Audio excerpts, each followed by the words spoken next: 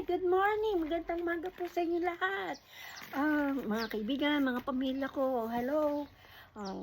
Alam niyo na, ito na naman, kailangan may energy tayo. Huwag natin isipin yung mga anxiety. Wala yan, kaya natin yan. Tayo pa.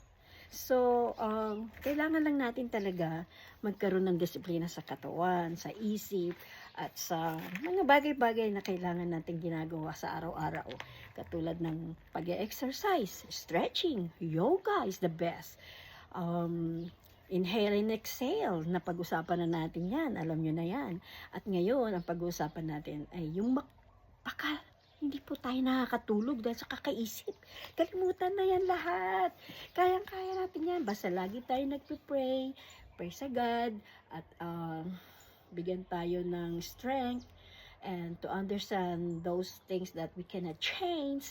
So, keep moving lang. Kailangan natin yan. So, kung natutulog po tayo, kailangan medyo dim light lang, patayin ng ilaw kung gusto natin, buksan ng bintana kung safe naman tayo, at magdasal bago mahiga.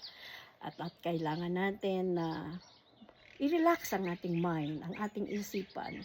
Hindi tayo nagpapatalo sa nakaraan kasi kailangan natin maisip kung anong gagawin natin para bukas. Like today.